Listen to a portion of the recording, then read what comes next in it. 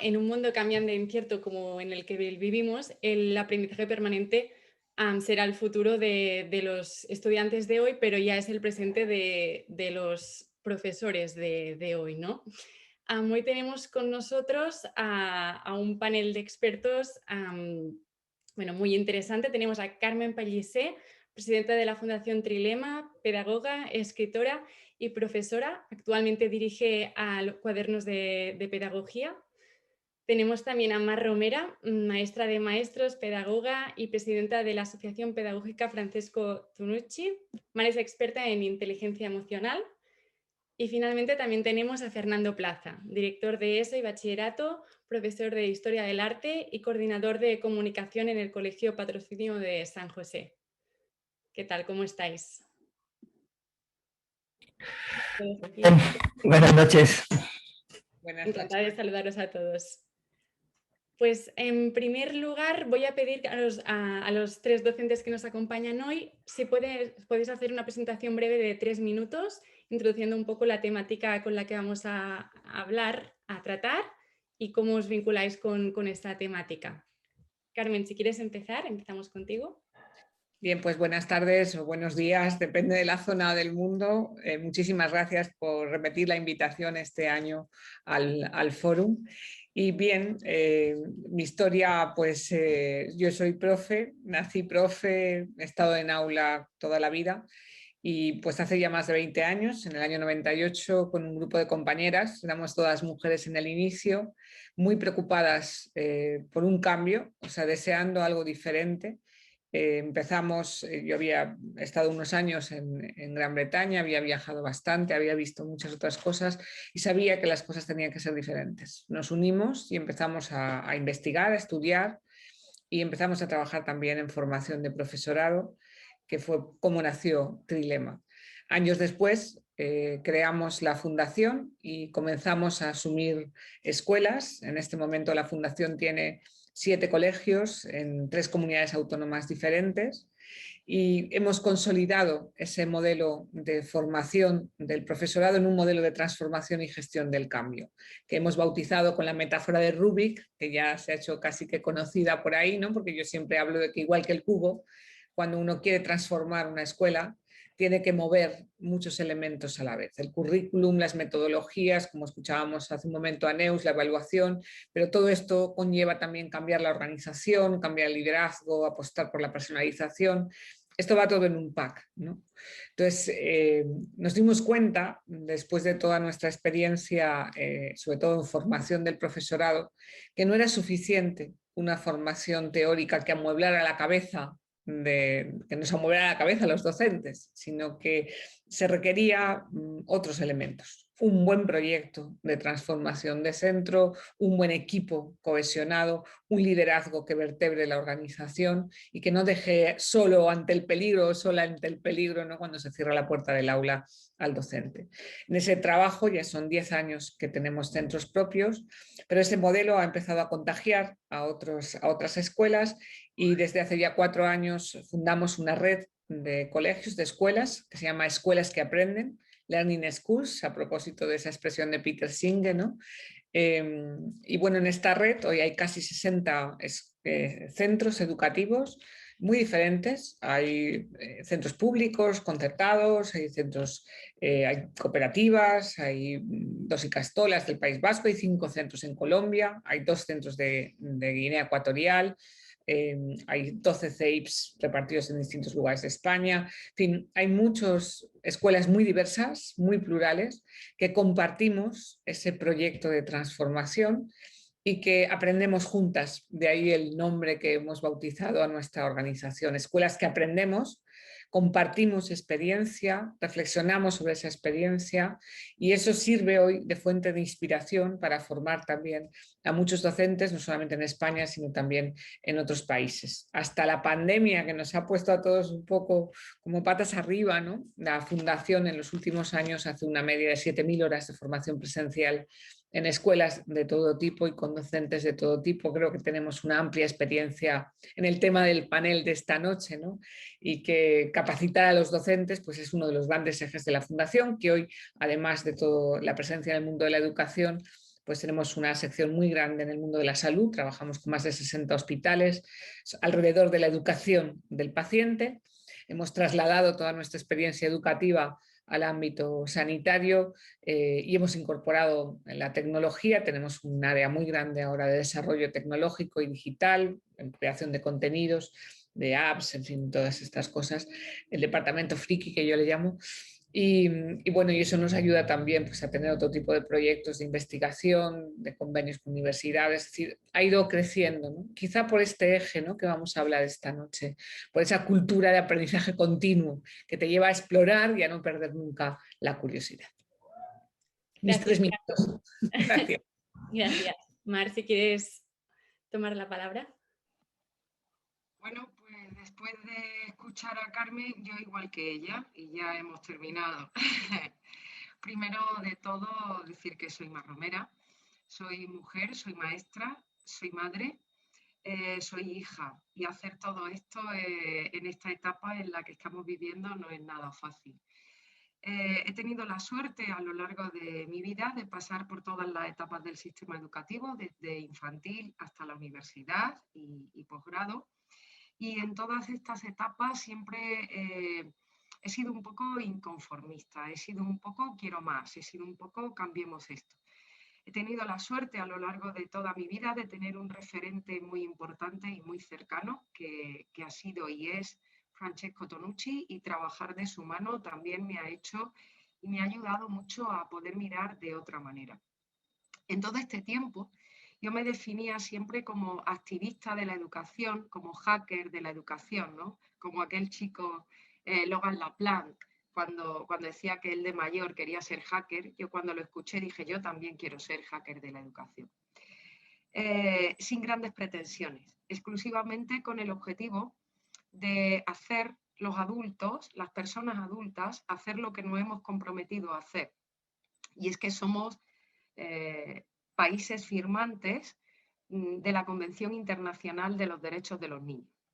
Y casi que con este texto y con nuestras constituciones tendríamos suficiente para trabajar.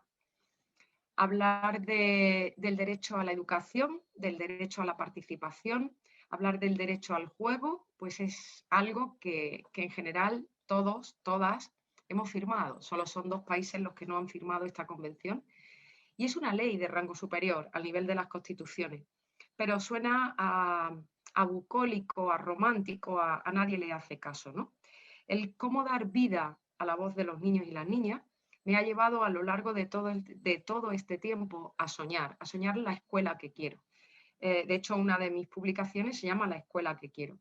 Y esta estructura, que también me ha ayudado a lo largo del tiempo a cambiar de rol profesional que no de profesión, pues me ha llevado en la actualidad a acompañar centros en sus procesos de transformación.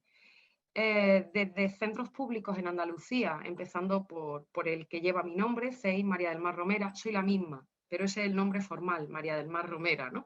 Pero soy la misma.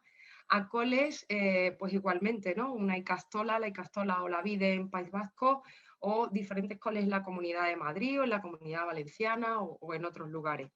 ¿Desde qué proceso? Un proceso de reflexión, un proceso de aprendizaje, por mi parte, como decía Carmen, y siempre acompañada de compañeros y compañeras que intentamos mirar el mundo con ojos de niño.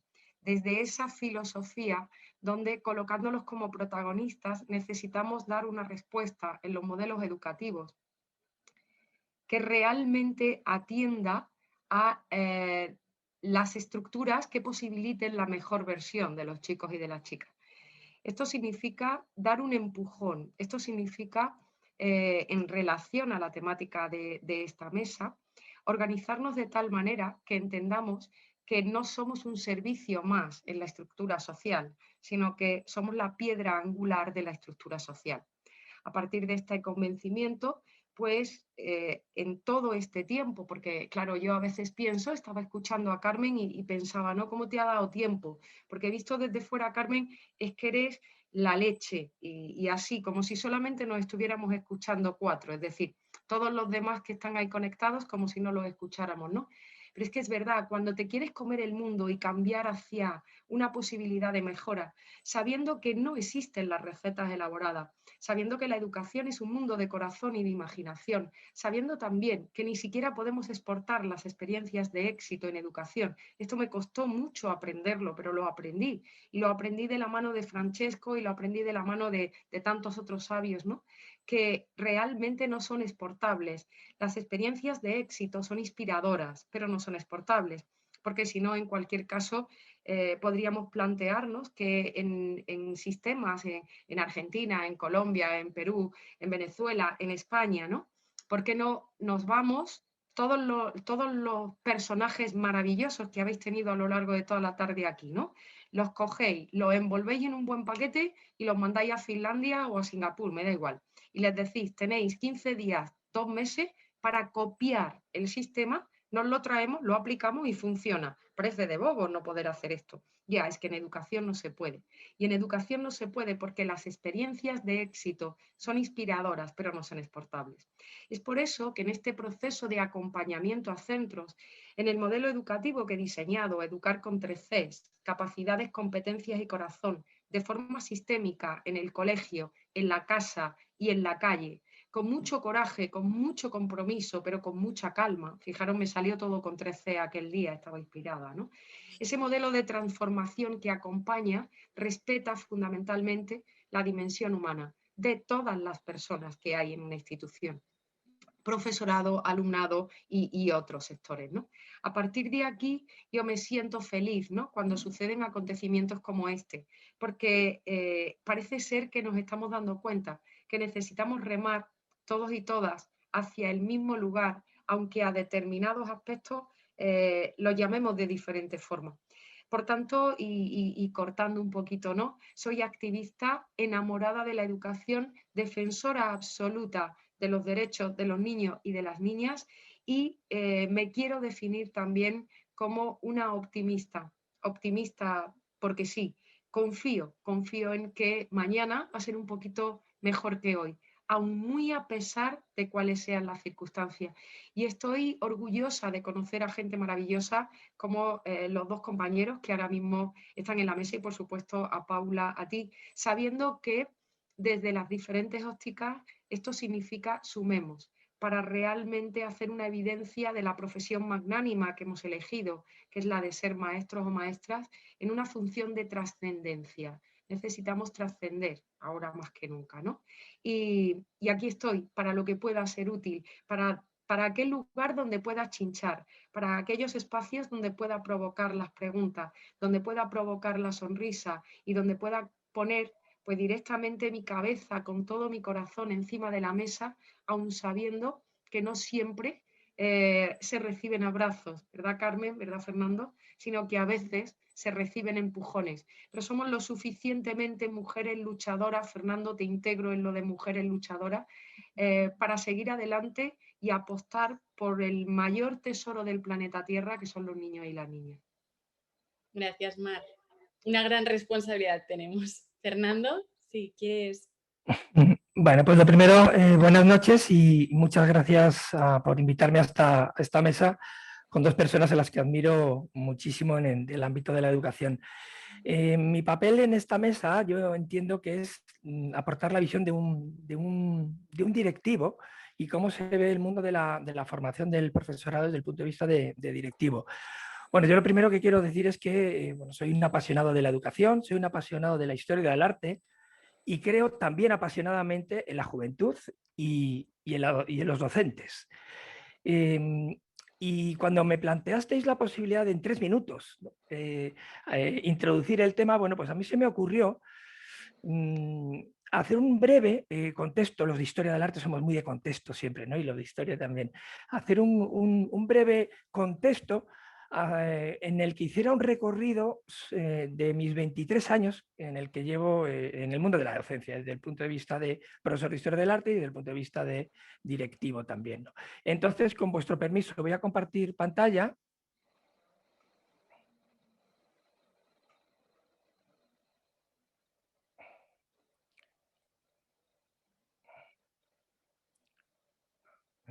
Disculpa un momento.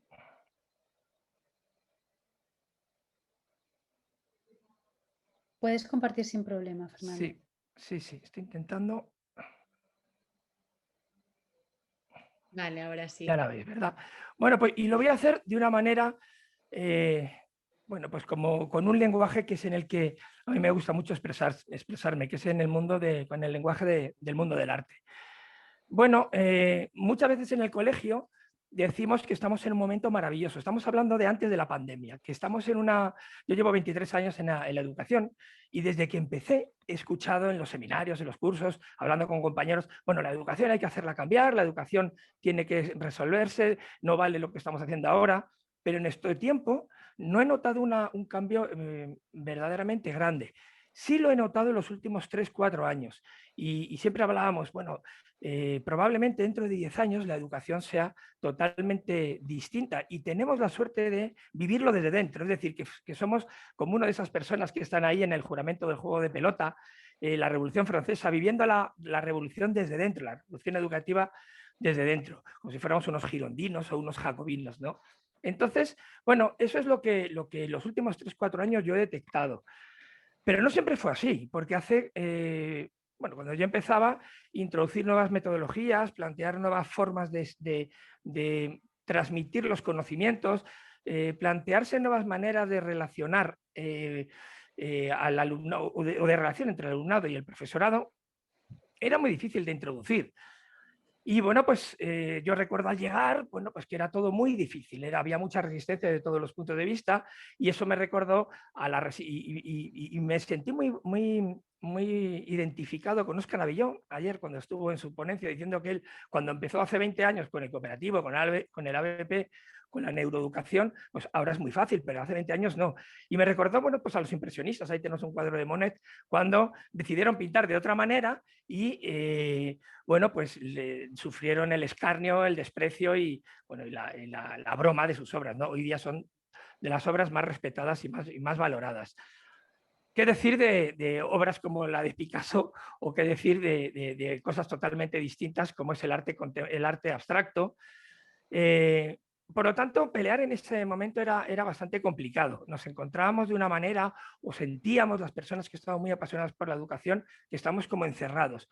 Pero como digo, hace 3 años notamos que empezábamos a tener cierta libertad, que todos los elementos del mundo educativo, alumnado, profesorado, direcciones, padres, la sociedad en general, empezaba a aceptar que la educación que hasta ese momento habíamos tenido era el momento de cambiarla. Y bueno, pues empezaba a aprender un poco estamos aprendiendo algo, teníamos la sensación de aprender algo. Y un poco al hilo de lo que planteaba Mar, quizá en estos 20 años no ha cambiado mucho la educación, pero sí ha habido una revolución maravillosa, bajo mi punto de vista, y es que ya está instalado, está integrado el que la educación emocional, la salud emocional, el bienestar emocional es clave, es básico en la relación o en el proceso de enseñanza-aprendizaje. Cuando yo era un alumno, si alguien bajaba su rendimiento, se apelaba única y exclusivamente a que había vagueado o que bueno, pues no había estado acertado. Ahora sabemos que hay otros aspectos fundamentalmente centrados en el ámbito emocional que influyen en ello. Y como digo, estábamos ahí aprendiendo algo muy interesante. Pero llegó la pandemia. Llegó la pandemia, vaciaron las calles, nos metieron en casa y todos nos aterramos muchísimo. Era todo muy terrible la situación que nos estábamos encontrando.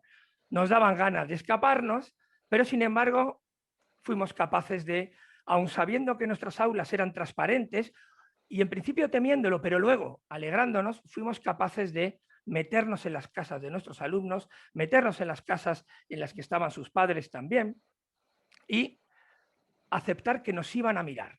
Hasta ese momento había mucha discusión acerca de dónde tenía que ser el papel de los padres en la escuela. Bueno, pues en ese momento no hubo discusión. Los padres se metieron en nuestras aulas y nosotros nos metimos en las casas de los padres, ¿no? Vieron cómo eran nuestras clases y la consecuencia de todo esto yo pienso que es que, bueno, pues yo quiero creer que no había una mala sensación con respecto al profesorado, pero no la valoración real la evaluación realista que verdaderamente nos merecíamos. Y creo que esta pandemia, creo que esta labor que hemos desarrollado, aunque los aplausos se los dábamos a los médicos con toda justicia, pero también los docentes estuvimos ahí al pie del cañón y lo vimos y lo vieron las personas, ¿no? Pues creo que este papel de mirarnos con cierta simpatía y a la vez reticencia, pues ha cambiado, ha mejorado muchísimo y nos miran ahora pues de una manera mucho mejor. Eso hace que nos encontremos en un momento maravilloso, un momento en el que tenemos la responsabilidad, direcciones, equipos docentes, todas las personas involucradas en el mundo de la educación, de por fin elevar nuestra profesión a un aspecto o un elemento, como ha dicho, que he apuntado aquí, piedra angular de la sociedad, que siempre he pensado que piedra angular. Y para esa idea he recordado Las Meninas, ¿no? Que es un cuadro conocido por todos, en el que Velázquez nos quiso decir muchas cosas, pero una de las más importantes que nos quiso decir es que el oficio de pintor, que en esa época, en el siglo XVII, en el barroco, un pintor no era más que un artesano, una persona era poco valorada socialmente, pues él se empeñó en conseguir que los pintores fueran personas respetadas por la sociedad, que fueran personas cuya labor se elevara en cuanto al valor. Y para eso pintó Las Meninas. Se pintó a sí mismo junto a la realeza, junto a la infanta, junto a sus ayudantes, junto a los reyes que tenemos ahí al fondo.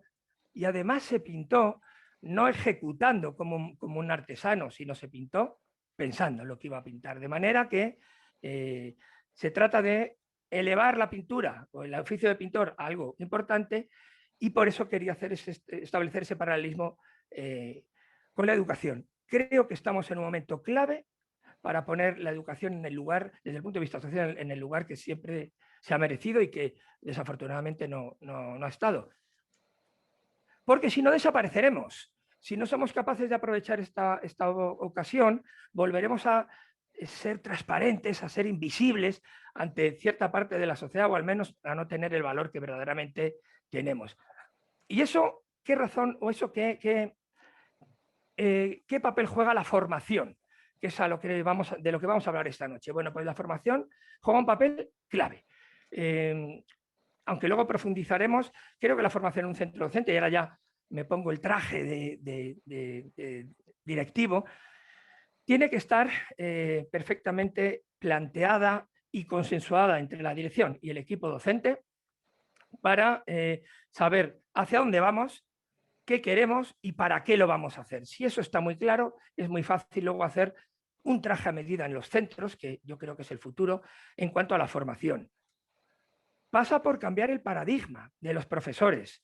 El profesor que piense que todo lo que llega, que en su trayectoria profesional va a llegar un momento en que lo sabe absolutamente todo, en el que ya no tiene nada que aprender, en el que nadie tiene nada que enseñarle, pues estará totalmente equivocado. Esta escultura de Bruno Catalano, que es una escultura italiano que a mí me fascina, me transmite a mí esa idea y os la he traído porque quería transmitirlo con ella, ¿no? Durante toda nuestra trayectoria profesional, un docente siempre le faltará algo, siempre sabrá que hay una carencia que tiene que rellenar, que tiene que, como dice Alvin Toffler, tiene que aprender, desaprender y reaprender durante toda su trayectoria, ¿no? Y eso considero que también es algo básico, clave, en cualquier programa de formación que se introduzca o que se establezca en un centro educativo. Y el otro aspecto importante es que tenemos que ese profesor individual que se mete en su aula también ha desaparecido. Si queremos crecer, si queremos convertirnos en una escuela del siglo XXI, esto es un aspecto coral. Esto es algo que tenemos que compartir todos juntos, esto es algo que tenemos que ir todos de la mano. Y bueno, pues desde el equipo directivo, profesorado, familia y sociedad, si vamos todos juntos, seguro que somos capaces de caminar. Si algo bonito ha pasado en esta pandemia en el ámbito de la relación entre el profesorado, es que se ha unido mucho, y la herramienta de pedir ayuda y al día siguiente la ayuda te la piden a ti, es decir, convertirte en persona que pide una ayuda y que a continuación la da, es algo que se ha demostrado en esta pandemia, que ha sucedido en esta pandemia, y que eso ha establecido, ha mejorado muchísimo los lazos de unión entre todo el mundo educativo, pero especialmente entre los docentes. Y bueno, pues esto no sé si me he pasado de los 3 minutos, esto es lo que os quería contar. Gracias, Fernando. Bueno, como vamos, ha sido muy interesante, pero como vamos un poco cortos de tiempos, pediré respuestas no muy extensas para poder, no sé si podremos abordar todas las preguntas, pero lo intentaremos. Como ya hemos comentado, los saberes cambian, pero la formación es para toda una vida. De hecho, el profesor Peter Senge decía, el profesor del siglo XXI tiene que enseñar lo que no sabe, ¿no? Entonces, Carmen, ¿cuáles son los saberes o las capacidades, quizás mejor dicho, que debería tener el profesor del siglo XXI? Bien, pues yo creo que fundamentalmente una capacidad de aprendizaje constante. Creo que es algo que hemos vivido, como bien decía mis compañeros, a partir de la experiencia de la pandemia. La aprendibilidad, que se ha puesto de moda como una de las grandes competencias docentes, creo que va a tener un lugar privilegiado junto a la competencia digital, que parece que es lo más obvio. Pero yo creo que hay que ir mucho más allá. No es suficiente un profesor que es competente digital.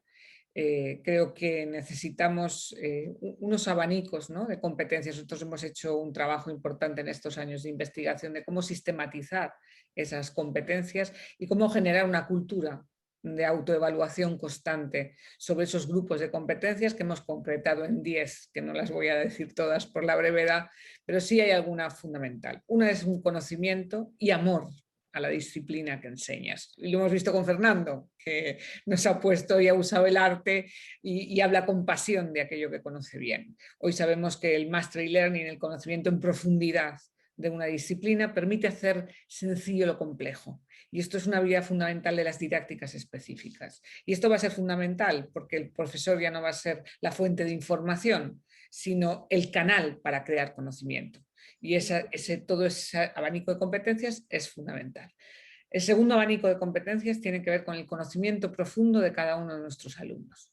Desde la psicología evolutiva, y hay que estudiar, voy a reiterar esto, porque esto cambia, avanza, las ciencias experimentales, la neurodidactica, es decir, hay que saber sobre la evolución, sobre el funcionamiento de la mente y del corazón, como diría mi buena amiga, la mente y el corazón de nuestros alumnos. Y eso supone manejar no solamente un conocimiento teórico, sino también manejar las consecuencias pedagógicas de ese conocimiento en términos de personalización del aprendizaje. Cómo somos capaces de conocer a cada uno y cada una de nuestros alumnos y alumnas y diseñar para ellos un itinerario que les lleve a la plenitud y a todas las posibilidades de desarrollo que se puedan alcanzar.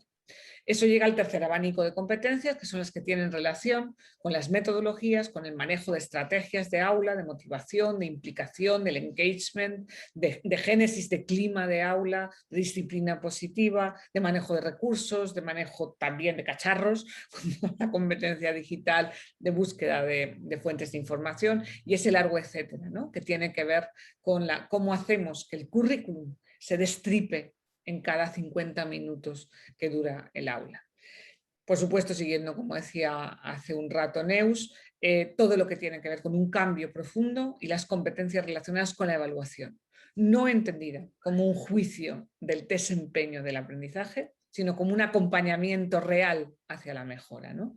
Y ahí, pues, todas las competencias que tienen que ver con entender, diagnosticar, generar diferencial, es decir, lograr que los alumnos avancen cada uno desde donde está hasta donde puede llegar. Hay un abanico de competencias que tienen que ver con lo que se llaman las soft skills, que tienen que ver con la génesis de equipos. Hoy no tiene sentido un profesor francotirador, no tiene sentido estos profesores de las pelis americanas que son estrellas, que llegan solos a una escuela y se comen el mundo. Hoy necesitamos verdaderos equipos docentes y por lo tanto las habilidades y competencias relacionadas con el liderazgo distributivo, el liderazgo compartido que fortalece a los equipos, la capacidad de ser generoso en los recursos, de planificar juntos, de programar, de diseñar los itinerarios de aprendizaje, es fundamental. Y luego, por último, creo que hay un abanico de competencias que tiene que ver con el liderazgo ético, tiene que ver con las competencias, vamos a llamar morales, de un profesor, que al final un maestro, una maestra se convierte en un modelo dentro de un aula y necesita aquello que tiene relación con su compromiso personal, su solidaridad, su implicación en la transformación de un mundo más justo, su compromiso con el desarrollo sostenible, el cuidado del planeta. Es decir, necesitamos profesores que realmente ejerzan esa tarea que hace que un alumno te diga yo quiero ser como tú, ¿no? Pues esa fuerza que tiene un profe en un aula requiere un tipo y un perfil de competencias que tienen que ver también con el crecimiento personal y el cuidado que cada profe tiene que hacer de sí mismo. Gracias, Carmen. Bueno, ya lo ha introducido Carmen, también ha hablado Fernando. Mar, tú, bueno, es que es tu expertise, tú defiendes que la educación emocional es un aspecto central en la formación docente. ¿Por qué es importante y cuáles son los pilares de esta formación emocional docente? Uy, Mar, ¿estás muteada? Perdón. Ahora sí. Sí, primero de todo porque yo partiría de una hipótesis general, ¿no? El alumnado en nuestros días no aprende nada de lo que le enseñamos, nos aprende a nosotros. Por eso cuando Carmen acaba de hacer un recorrido maravilloso por esas dimensiones, líneas de competencias, ¿no? Equipos, metodología, trascendencia, moralidad, conocimiento o cultura, dicho de manera general, es que todo esto es lo que transmitimos como referentes y como modelos, ¿no? El profesorado en nuestros días, si no queremos ser sustituidos por cualquier youtuber, iba a decir un nombre pero me he cortado, por cualquier youtuber, inevitablemente necesitamos generar lazos de vínculo sano para convertirnos en referentes. Esto no es fácil, no es fácil, tenemos que tener un equilibrio los docentes, ¿no? Lo que pasa es que si yo dijese en este momento cuáles son esas competencias, esas habilidades que solicitaría a un profe, pues alguien que no esté escuchando dice, pues lo voy a dejar, porque esto ni Superman, ni Superwoman, ni todos los superhéroes y heroínas realmente responden.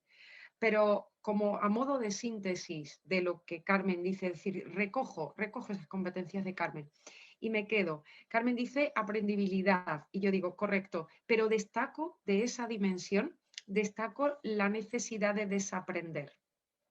Es decir, el profesorado, igual que casi todas las profesiones, para seguir aprendiendo necesitamos desaprender. Para desaprender necesitamos la actitud de humildad y generosidad. Porque si creo que sé todo, no puedo desaprender, ¿no? Estoy hablando del concepto de construir en cocina, del concepto de construcción de Ferran Adrià, ¿no? Necesitamos entrenamiento en desaprender. Para desaprender necesito un equilibrio emocional entrenado. Esto me ayuda a otra habilidad básica después de desaprender ese aprendizaje continuo, ¿no? Aprendibilidad. Pero además, cambiar la disposición a hacer de otra manera. Y aquí metemos todo lo que pueda ser creatividad, innovación, es decir, cambio. Pero para desaprender y para cambiar necesito excelencia emocional. Y la excelencia emocional, yo me atrevería de una manera rápida a definirla como la habilidad de elegir la emoción oportuna en el momento oportuno, con la intensidad oportuna y las personas correctas. Porque no hay emociones buenas o malas, porque no estamos metiéndonos en moralidad, ¿no? Es decir, ¿cómo me recompongo? Ahora está súper de moda hablar de resiliencia, pero chicos, esto está como muy, pues a lo mejor hay días que estoy ya harta de recomponerme, ¿no? Cuando tengo esa excelencia emocional y me enfado cuando me tengo que enfadar, admiro cuando tengo que admirar o desarrollo aquella situación emocional básica para el aprendizaje en nuestros días, que es la curiosidad. Entiendo que es la gran emoción del aprendizaje, la curiosidad y la admiración. Curiosidad, admiración y seguridad, que me permite equivocarme para hacer del error un aprendizaje. Pero esto requiere de tener enfrente un referente equilibrado, completo, complejo y emocionalmente excelente, que además se envuelve en humildad y en generosidad. Total, nada. Esto resulta que no se estudia, es decir, que no me pongo yo aquí ahora, hacemos un cursillo de 30 horas con 3 temas, que me los estudio, paso un tipo T y estoy preparada para la acción. No, es que a vivir se aprende viviendo, a reflexionar reflexionando, a pensar de forma crítica pensando de forma crítica. Y resulta que durante muchos años, me atrevería a decir siglos, ¿no? El docente no era una profesión magnánima. Iban a estudiar magisterio quienes tenían peores notas, quienes no tenían un prestigio, o bueno, total, es maestro, ¿no? Maestro de infantil, eso podría hacerlo cualquiera como una prolongación de la maternidad. Ese cambio de percepción social para entender que tenemos enfrente a la persona más importante en mi vida, porque la más importante es mi hija, por supuesto, pero la persona que está 5 horas con mi hija debería ser la más importante porque la aprende a ella. Significa que necesitamos desde la sociedad dignificar la profesión. Y esta dignidad de la profesión también nos la tenemos que crear y creer nosotros mismos. Por eso, claro que sí, a Carmen, cuando dice hay que estudiar, pues claro que hay que estudiar, a ver si te crees que esto es ciencia infusa. O perdamos ya de vista que como resulta que lo que vamos a hacer es trabajar la suma y yo ya sé sumar, pues con esto podría ser cualquiera docente. No. La profesión docente para mí es la de mayor dignidad del planeta. Los médicos también, Fernando, pero un médico, un doctor o doctora se equivocan y matan a uno. Un maestro responsable de 25 peques se equivoca siendo mala persona y le joroba la vida de por vida a 25. Esto es muy serio. Y por favor, dentro de la seriedad, colocar el sentido del humor. No lo podemos permitir. Dignificar nuestra profesión es algo que hay que poner sobre la palestra. Por supuesto, entrenar, desaprender para cambiar, para establecer que un docente que es referente tiene que ser excelente emocionalmente. No podemos tener referentes locos, desequilibrados, faltos de formación, malas personas. Reivindico exclusivamente buenas personas que se ubican en esos valores que hablaba Carmen y que además evidencian la generosidad y la humildad. Gracias, Mar. Fernando, ¿crees que los docentes están preparados o están suficientemente formados con todo esto que está comentando Mar, toda la importancia de esta educación emocional? Bueno, pues yo pienso que queda mucho camino que andar, que quizá no... hay que tener en cuenta que todo esto en lo que Mar es especialista de inteligencia emocional, de salud emocional, es muy nuevo en la educación. Y que es lo que he querido transmitir anteriormente, ¿no? Que quizá la verdadera revolución en el ámbito educativo en los últimos 20 años es que empezamos a entender que esto forma parte del proceso educativo y una parte nuclear, una parte importantísima. ¿Que si están preparados? Pues bueno, yo creo que sí están preparados para aprenderlo. Yo creo que sí están preparados para aprenderlo, porque Mar pone el foco en la relación alumno-profesor en ese contexto de salud emocional. Pero es que si un profesor está armado desde el punto de vista emocional, tiene una buena salud emocional, la relación con el alumnado es maravillosa, pero es que también se ve enriquecida la relación con el resto de docentes, con la dirección, con las familias, que cada vez saben más de educación. Las familias, afortunadamente, cada vez vienen y la conversación con ellos cada vez es más elevada porque conocen y están muy preocupados con las horas que pasan sus hijos en el colegio, y esa formación en este momento es absolutamente básica.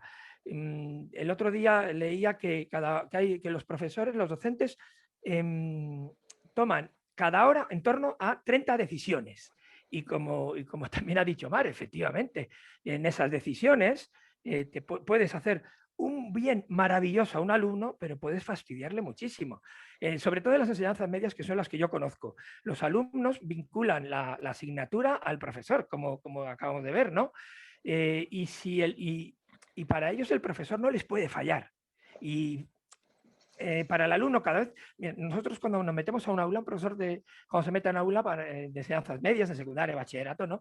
Para nosotros es nuestro momento. Es decir, no nos importa, lo digo con todo el cariño, ¿no? Si antes han tenido un problema con el profesor anterior o si después tienen un examen, para nosotros es nuestro momento. Y apelo también a la humildad. Y a veces nos falta la humildad de saber que las personas que tenemos ahí delante, pues tienen un mal día, tienen un problema, tienen 16 años, tienen 15 años, tienen una vida alrededor, y para eso hace falta mucha humildad.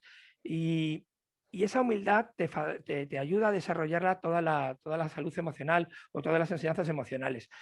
A mí me gustaría creer que los profesores queremos más a nuestros alumnos que a nuestra asignatura. Y eso en secundaria y en bachillerato requiere un proceso de humildad y de desarrollo y de trabajo personal y de crecimiento personal muy grande. Pero si quieres más a tus alumnos que a tu asignatura, seguro que todo funciona muchísimo mejor. Y bueno, pues respondiendo a la más concretamente, pues creo que nos queda mucho trabajo, pero sí que estamos preparados para aprender. Gracias, Fernando.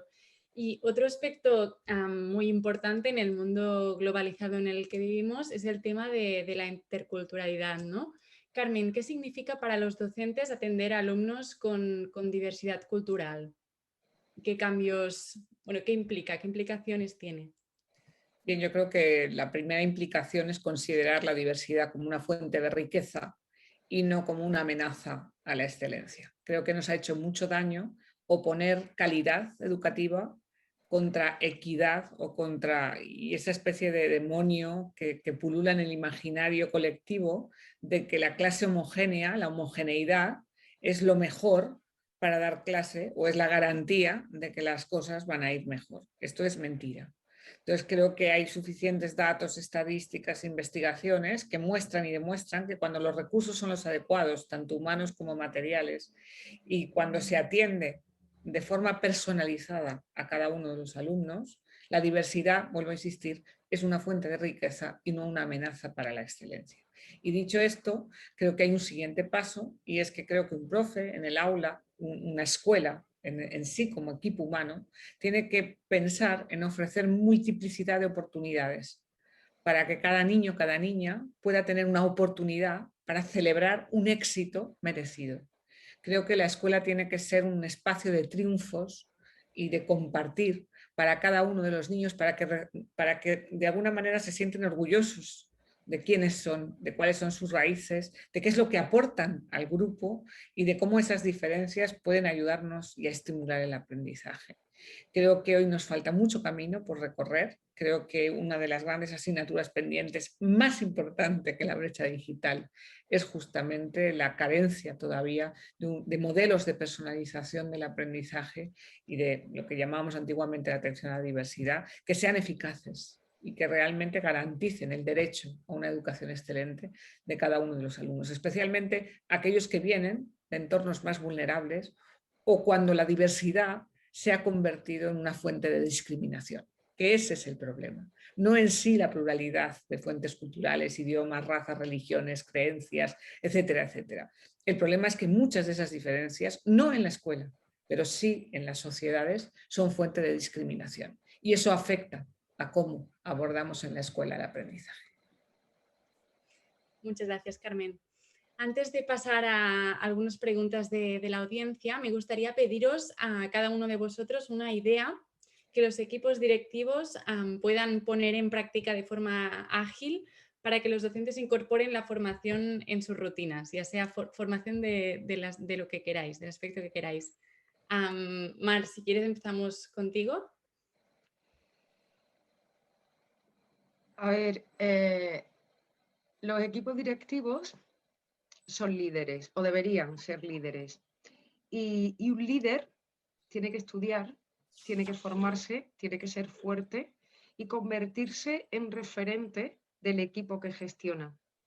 Pero me voy a atrever a decir algo quizá poco políticamente correcto, ¿sí? Para dejar lo lógico a la cabeza de cada docente. Es decir, no puedo tener un líder que pretenda provocar caminos de innovación, de cambio, de transferencia, que él no lo viva y no lo crea. O sea, lo primero de todo es aquello que pretendes, aquello que vas a proponer, tienes que creértelo. Tienes que creértelo y tienes que pintar el sueño. Es decir, el ser humano es el único animal mamífero superior capaz de emocionarse con la imaginación. El resto de los mamíferos no pueden hacer esto, porque entre otras cosas tienen emociones, pero no tienen sentimientos. Es decir, yo imagino el futuro y me vinculo emocionalmente con ese futuro imaginado, creo el sueño y me curro, tengo fuerza, fortaleza emocional para conseguir eso. Por tanto, el líder tiene que tener el sueño, confiar en el sueño y provocar que el resto de su equipo crea en ese mismo sueño. Pero voy a decir lo que comentaba, pero además los líderes no pueden caerle bien a todo el mundo. Esto es que hay líderes que se están equivocando y en el, Carmen sonríe. Claro, es que me encuentro equipos directivos que le caen bien a todo el mundo y para caerle bien a todo el mundo el tema es que no consigues nada. ¿Y por qué? Porque tenemos un todo el mundo en docencia donde hay un porcentaje, no demasiado, pero me voy a terminología Harry Potter, quienes me conocen me facilitan mucho el tema, es que en la escuela también hay de mentores. Quiero decir, no son todos profesores del claustro afines que colaboran, que ayudan, porque a ese profesorado que ayuda hay que respetarlo, hay que mimarlo, hay que hacer que se sienta bien, hay que provocar que tenga tiempo libre y equilibrio emocional, claro que sí, pero al de mentor hay que echarlo de la escuela. Fin, se acabó la historia. El dementor va fuera de la escuela. Y claro, es que en este final de curso que estoy viviendo casos gravísimos, casos de acoso sexual, casos de falta de respeto a alumnado de escolarización obligatoria, casos de humillación cuando entramos en una junta de evaluación, el líder tiene que tomar decisiones y probablemente, insisto, no caerle bien a todo el mundo. Nuestros niños y nuestras niñas merecen toda nuestra fortaleza. Y nadie dijo que esto fuese fácil. Nadie dijo, pero somos muchos. Y resulta que esto de las redes, esto de chicos, chicas, aquellos que me estáis escuchando, que no estáis solos, que yo creo que todos y todas hemos llorado en un baño a puerta cerrada y se te ha estropeado el subrayado del ojo, porque para ir a un cole hay que subrayarse los ojos para ir bien guapa y bien guapo, y nos hemos encerrado, yo me he encerrado y he llorado y he salido de ese baño y me lavo la cara y he dicho pa'lante de nuevo otra vez y a comernos el mundo. Somos muchos, no estamos solos, pero a veces ese que necesitas no está cerquita de ti. Vamos a hacer de verdad esas redes que apuesten por esa defensa. Y por supuesto, los coles son optimistas, cambian y cambian cuando respetan la dignidad de la persona y provocan, tanto en el alumnado como en el profesorado, la oportunidad de encontrar su mejor versión. Gracias, Mar, por esta reflexión final. Carmen, si puedes ser breve, porque si no, no tendremos tiempo para las preguntas y respuestas de la audiencia. Bien, pues una recomendación muy práctica es que fomenten, que abran las puertas de las aulas y fomenten el que los profes puedan ver buenas prácticas. Si fuera una receta concreta, yo diría una vez a la semana, en una hora de clase, ten un invitado. Y prepara esa clase con cariño, porque eso supone 35 clases preparadas especiales. En 3 años un profe puede aprender mucho y cambiar bien. Y recoge las evidencias. Y para eso a nosotros nos ayuda mucho el portfolio, ahora digital. Creo que algún compañero ha puesto en el chat el link, que está abierto, es gratuito. De modo que se recopilen esas experiencias y cada profe puede hacer una historia de sus éxitos. Porque eso es lo que va fortaleciendo, como dice Peter Singer, ¿no? Es a partir de nuestros éxitos donde podemos crecer. No regordearnos, como decía Marc, no hay que llorar tanto sobre lo que hacer. Hacemos muchas cosas bien y esa es la semilla para que un profe pueda crecer profesionalmente. Gracias, Carmen. Fernando, cerramos contigo y vamos al Q&A. Bueno, pues yo voy a intentar ser muy breve. Una recomendación a un equipo directivo. Bueno, pues yo lo primero que la recomendación que daría es que hasta ahora, o que miremos atrás y veamos cuáles son los errores que hemos cometido en la formación.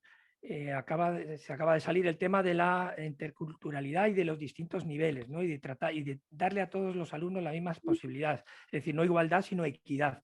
Efectivamente, hay nuevas herramientas metodológicas como es el Dual, el diseño universal del aprendizaje o la instrucción multinivel, que hay evidencias que funcionan perfectamente en aula. Yo lo transferiría a la formación del profesorado y la recomendación que daría es: perfecto, hasta ahora nos han formado a todos juntos con el mismo nivel, teniendo en cuenta que delante no había profesores con el mismo nivel. Bueno, rompamos eso. Siguiente recomendación. Vamos a hablar con el profesorado, vamos a saber qué necesita y vamos a saber qué cualidades tiene. Hagamos pequeños grupos que coincidan con ideas o con proyectos que se pongan en marcha desde el colegio, pongamos al frente de cada uno de esos grupos a un líder natural por ascendencia, por carisma o por conocimientos, y sí, pidamos ayuda externa, pidamos formación externa, pero una vez que esa formación externa llega, para que el profesorado sienta que es útil, tiene que al día siguiente ponerla en el aula. Y si tú te han dado una formación, la pones al día siguiente en el aula, pues tienes el miedo de saber si lo vas a hacer bien o mal. Pero si tú sabes quién es el profesor de tu colegio, que es el líder de esa parte de la formación, irás y le preguntarás, oye, ¿cómo nos dijeron ayer que era esto? ¿Cómo podemos hacerlo? Lo que quiero transmitir es formación externa, fenomenal. Tener claro qué y para qué. Todo ese contenido, toda esa energía, todo ese conocimiento que vaya a los distintos grupos, que cada grupo vaya coordinado, liderado por un profesor del colegio, que sea la cara y los ojos al que el resto de profesores puedan mirarle cuando hablemos de algo así. Y quería solamente introducir un asunto con respecto a que se me quedó en el tintero, solamente porque hablamos de formación. Un elemento fundamental de la formación del profesorado es el alumnado. Nos hemos dado cuenta en la pandemia. El profesorado pedía ayuda a los profesores, pero ¿cuántas veces no se nos ha, el Teams, que era lo que nosotros utilizábamos, no funcionaba? ¿A quién pedíamos ayuda? A nuestro alumnado, que lo teníamos delante. Eso cambia completamente el paradigma de relación profesor-alumno. Hasta ahora todos queremos que nuestros alumnos participen, pero ¿cómo intentamos que participen? Preguntándoles. Habitualmente ellos detectan que cuando tú les preguntas, les estás fiscalizando, les vas a poner una nota. Si cuando tú les preguntas es para que te ayuden, en realidad lo que les estás transmitiendo es te necesito. Y transfirámoslo no solamente a los aspectos técnicos, transfiramos ese te necesito a la transmisión del conocimiento. Y eso sí quería también no sacar al alumnado de la formación del profesorado, que han sido clave en el confinamiento, y si somos capaces de conseguir integrarles, lo van a seguir también, lo van a seguir siendo. Gracias, Fernando. Cristina, hay varias preguntas, ¿verdad? Sí, bueno, de hecho Fernando acaba de chafar la pregunta que era para él, que era, la pandemia ha evidenciado las carencias de los docentes como directivo, ¿cómo las has apoyado? O sea, y has comentado, ¿no?, que con ayuda del alumnado también, pero ¿has hecho alguna acción específica para esto? Y te lo pregunto porque todavía hay países que están en una situación a como nosotros estábamos hace unos meses, por tanto cualquier aportación puede ser de ayuda.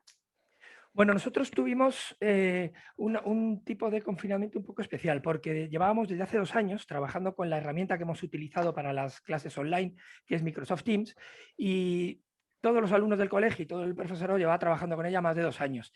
Por lo tanto, estábamos muy familiarizados con el entorno. Pero claro, estaban familiarizados con con la herramienta, excepto con la aplicación de videoconferencias, porque nunca las habíamos dado. ¿Qué hicimos? Bueno, pues cuando vimos venir porque nosotros mirábamos a Italia y lo que pasaba en Italia 15 días después se replicaba en España. Bueno, pues lo que hicimos fue darnos cuenta que nos íbamos a ir a casa, que nos iban a confinar y no podíamos parar. Y entonces miramos dentro qué herramientas teníamos, empezamos a desarrollar la parte de Teams de la videoconferencia, y lo que hicimos fue hacer entrenamientos, hacer pruebas con los alumnos, que nos decían, bueno, pero ¿por qué nos hacéis pruebas aquí online? Ellos no se creían que nos iban a confinar, ¿no? Como muchos tampoco, ¿no? Y eso fue lo que hicimos. De manera que 2 o 3 días antes de que nos confinaran, el día 11, estábamos preparados para poner en marcha las clases online, y fue lo que hicimos. El día 11 a las 8 de la mañana, cuando todos los alumnos ya estaban en casa, no habían confinado al país todavía, pero sí a los colegios, pues empezamos a dar clase online. Y como directivo, ¿qué hicimos? Bueno, pues yo creo que en este caso se mezcló muchísimo la dirección y el profesorado. Y quiero compartir con vosotros algo que fue maravilloso. Los 2 primeros días que ya estaba todo preparado y empezamos la clase online, pues dijimos a los profesores que vinieran al colegio. Y fue maravilloso ver cómo en un claustro de casi 80 profesores, con más tecnológicos, con menos tecnológicos, con una forma de ver la educación distinta unos a otros, pues no hay un salto generacional muy grande en un claustro tan grande, ¿no? Bueno, pues fue maravilloso y emocionante ver cómo a las 8 menos 5 empezaron los de bachillerato, cada profesor con su ordenador en su aula, empezaba la clase online, y a las 9, cuando terminaban, salían eufóricos al pasillo a decirse que me ha salido bien, que sé hacerlo, y a las 9 llegaban los de secundaria y primaria. Y lo mismo, los más tecnológicos pasándose por todas las clases 5 minutos antes para ver si estaba todo en orden, pidiendo ayuda. Y luego, después de la primera clase, todos al pasillo a celebrar que efectivamente habíamos hecho algo que hoy nos parece normal, como estar teniendo una sesión de este tipo, ¿no? Por online, pero que hace año y medio no lo era, ¿eh? Entonces, Está claro. Es compartir y prevenir, ¿no? exactamente. ¿Qué hicimos? Tratar de que lo que he dicho antes, ¿no? Que la herramienta de dar ayuda y pedir ayuda se normalizara. Y eso se ha mantenido hasta hoy día. Qué bueno, qué bueno. Mar, esta va para. Yo creo que esto, Fernando, ayudará a mucha gente, lo que has dicho, porque no es para entonces, es para todo.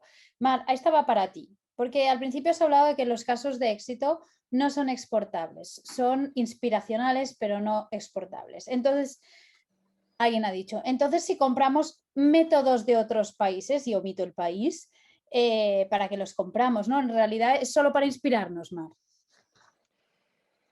Vale, ese método de otro país que han citado es matemático. El método es maravilloso, con una estructura de desarrollo fantástica, de la que puedo aprender mucho. Y el éxito de la competencia matemática en ese país es 9,9 sobre 10. Pero tienen otro color de piel, tienen otros valores culturales, tienen otros momentos de gastronomía y comida, tienen otro clima. Hacen matemáticas 12 horas a la semana. Tienen otro humor. Fijaros, estoy diciendo boberías, ¿no? Pero todo eso. Si yo cojo ese método, me lo traigo a España, al sur de España, a Cádiz, y hace calor, y hace viento, y hay otro humor. Y digo, bueno, pero como el método funciona súper bien, no pasa nada. Allí hacen 12 horas de matemáticas, pero nosotros lo vamos a dar en 4. En serio. Y además no tenemos ese rasgo fisiológico en la cara. Y además no tenemos el valor de la disciplina, la autoridad, tal. Pues dice, ese método no funciona. A eso es a lo que me refería. Es que Carmen es profa en su clase y hace una experiencia súper chulísima sobre bolas de cristales, que tengo aquí una y por eso lo he pensado. Súper chula sobre bolas de cristal. Los peques se implican, las familias participan, pero es que en la clase de Carmen hay un peque que tiene las orejas de punta.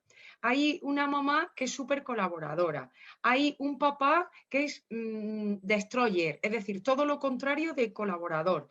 Carmen tiene un compañero de nivel que toca la guitarra. Todo esto cuenta. Entonces, yo que estoy en otra clase del mismo nivel que Carmen, observo a Carmen, aprendo a Carmen, cojo la experiencia de Carmen, me la llevo a mi clase. Ya, pero es que yo no tengo el peque de las orejas de punta, ni la mamá colaboradora, ni el compañero de nivel que toca la guitarra. Por tanto, es imposible exportar de manera, estoy haciéndolo con un ejemplo muy, muy burdo, pero muy obvio. ¿Yo qué puedo hacer con Carmen? Observarla, estudiarla e inspirarme. Pero o me llevo a Carmen, me llevo su humor, me llevo sus características, su forma de comunicar, sus recursos, su compañero que toca la guitarra, o no me puede salir igual, exagerándolo a metodología de países. Porque educar es un acto de amor, porque educar es un vínculo entre personas. Y si Carmen está vinculada con su grupo clase y yo no estoy vinculada con mi grupo clase, si a Carmen la aman, la respetan, la imitan, o sea, yo estoy segura de que ponemos a Carmen de tutora en un grupo clase y pasadas 4 semanas, no te voy a dar más tiempo, Carmen, el 90% de tus chicas y de tus chicos llevarán una mariposa colgada en la solapa, porque es que me la aprendo entera, porque ella la lleva. ¿Sabéis lo que quiero decir? Y esto no es exportable. Educar es un acto de amor y de generosidad. Es el líder inspiracional, ¿no? Claro, que no evidencia que tengo que estudiar, claro que tengo que estudiar mucho, todo lo que estos chicos han dicho, y más todavía, pero el vínculo es fundamental. Caray. No, es muy, muy revelador y los ejemplos muy claros, definitivamente. Carmen, esta va para ti. ¿Cómo nos planteamos una formación continua con tantos cambios en la educación? ¿Nos tendremos que organizar equipos semiprofesionalizados de formación a profesorado dentro de cada uno de los centros? ¿Eso es una opción? Bien, acaba de saltar la alarma, disculpad el ruido, espero que la quite un momento, que estoy en el colegio.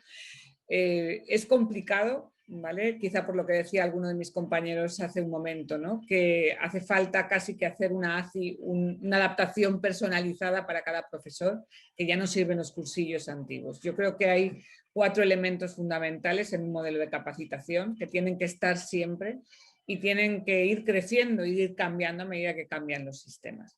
El primer componente es la observación, ¿no? Quizá por esto que decía ahora Mar, porque al final yo creo que enseñar es más un arte que una ciencia, o al menos es una mezcla de las dos cosas.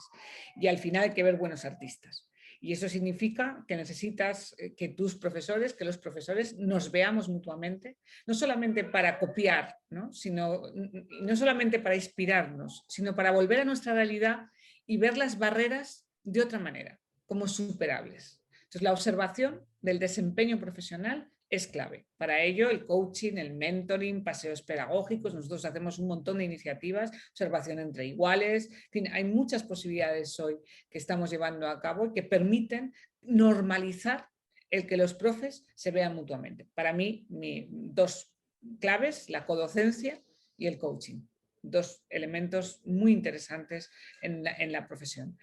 Segundo elemento, no es suficiente ver, hay que estudiar, quiero decir, hay que investigar.